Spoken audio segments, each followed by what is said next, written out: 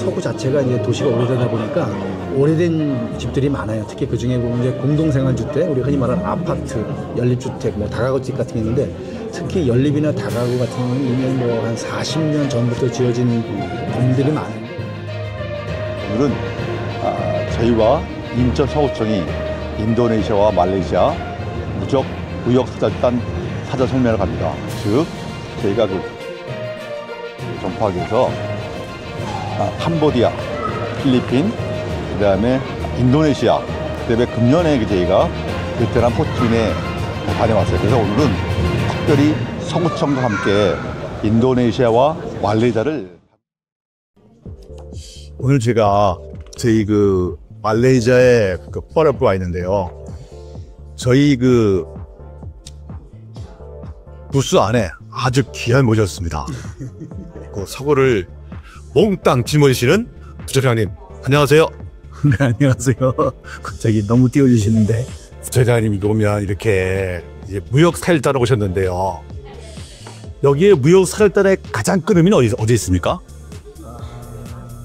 적어도 이제 우리가 이제 국내 시장만 가지고는 기업 활동이라든지 경제 활동이 다 완결될 수도 없고 글로벌 시대인데 우리 중소기업들이 해외 시장으로 나갈 필요는 있지만 개별 기업 차원에서 해외 현지 시장 조사, 그다음에 잠재적 그 바이어들과의 어떤 컨택이라든지 여러 가지 무역 관련 규정이나 여러 가지 실무에 대한 거를 중소기업이 독자적으로 다 그 갖고 있기는 어렵습니다. 그런 점에서 이제 국가나 자치단체 그런 데 관련된 기관에서 그걸 좀 도와줘야 되는데 해외에 나갈 수 있도록 길을 열어주는 겁니다. 이런 의미가 있는데 뭐 이런 식으로 한 번 나왔다 그래서 갑자기 시장이 확 열리고 한 번 미팅했다 그래서 갑자기 바이어가 되고 이러는 건 아닌데 어쨌든 이런 기업이 있다는 거, 그다음에 대한민국 그 자치단체, 그다음에 대한민국 뭐 무역협회 이런 이제 공신력 기관들을 통해서 공식적으로 한번 이렇게 미팅을 하다 보면은 약간 신뢰도 생길 거고, 그러면 본인들이 여기서 결정은 못해도 장기적으로 이런 회사가 있구나라는 걸 염두에 두고 있다가 나중에 이제 다른 나라하고 또 비교해 보겠죠. 우리가 경쟁이 있으면 충분히 될 수도 있다 보는 거고, 또 하나는 이제 우리 기업 제품들이 해외 소비자들로부터 한번 평가를 받는 의미도 있다. 뭐 두 가지 의미, 세 가지 의미가 좀 있다고 봅니다.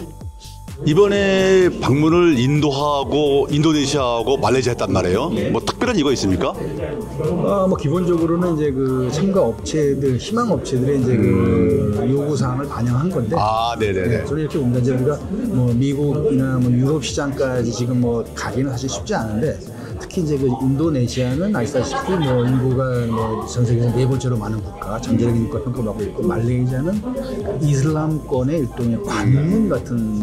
네네네. 그러니까 여기를 통해서 동남아 시장은 물론이고 그 아랍권, 중동 국가까지 어떤 이슬람권에 대한 하나의 관문으로서 여기서 통과가 되면 그쪽으로 점핑도 할 수 있겠다. 뭐 이런 계산이 있는 거죠. 그런 어떻게 보면은 지리적으로 볼 때 우리가 인도네시아, 말레이시아가 저는 의미가 있다고 보고, 또 하나가 이제 예를 들어서 중앙아시아, 뭐 카자흐스탄이나 우즈베키스탄을 통해서 중앙아시아권이나 어떤 키릴 문자를 쓰는 일종의 동유럽에서 시베리아까지 그 시장에 대해서도 거기 약간 게이트웨이 역할을 할 수 있다고 보고, 뭐 이런 식으로 아직 열리지 않은 시장에 대해서 우리가 먼저 좀 나온다는 차원에서 여기 좀 두드려 볼 필요가 있겠다 이런 생각을 했죠.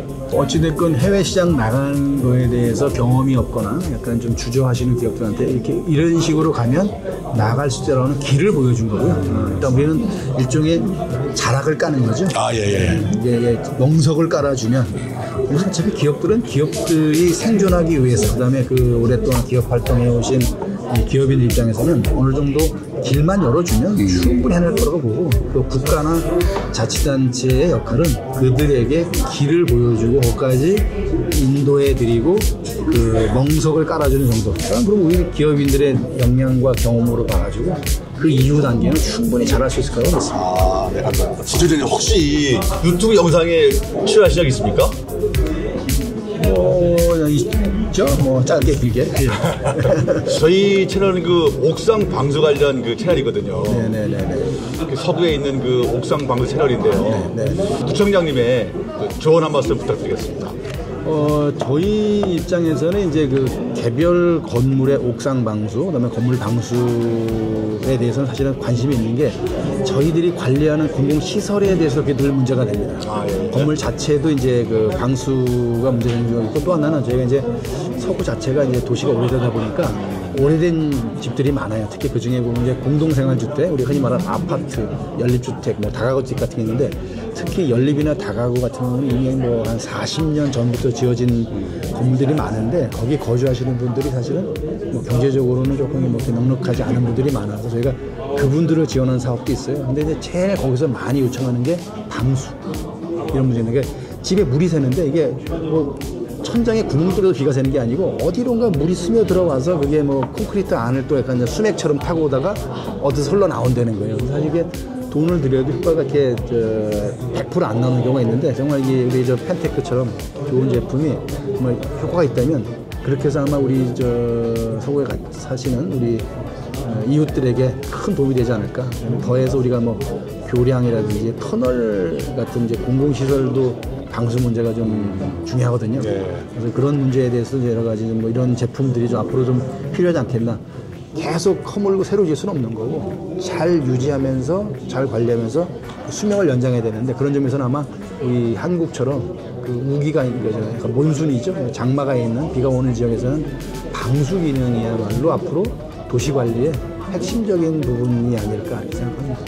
저희가 보면 보통 보면 집 짓고 비 안 새면 발진 집이라고 하고 얘기하거든요. 네, 이제처럼 비가 많이 오는데 뭐 그전에는 목조로 짓다가 여기서 이제 콘크리트로 이제 건물을 짓기 시작하는 동네일수록 아마 그 많은 비를 감당할 방수 기능이 시장이 굉장히 커지지 않겠나 저는 그런 기대도 좀 있습니다. 근데 이 몬순 기후 있는 지역은 비가 오기 때문에 그 틈으로 들어가는 물이 어떻게 할 거냐 이거예요. 그래서 우리 이제 지금 우리도 보면 그 모듈러 방식으로 건물을 짓습니다. 특히 이제 그 학교 같은 것들은 그거는 공장에서 짓기 때문에 한 4층 건물도 학교 그 교사 하나를 한 3개월이면 질 수 있어요. 예, 많이 나오죠. 그래서 문제는 그 틈을 다 못 메꾸면 그다음에 나중에 유지 관리하다 보면 실리콘도 딱딱해지면 벌어지거든요.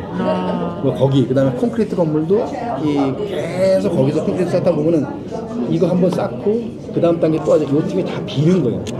단단한 것 같은데 그 틈으로 다 물이 흘러다닙니다. 지금. 네. 그 방수 코팅이 앞으로 정말 중요해질 거예요. 그래서 지금으로 인해 앞으로 이제 비 오는 동네는 이게 핵심입니다. 그래서 좋은 성과 내시길 기원하겠습니다. 네, 선생님 감사합니다. 파이팅! 파이팅!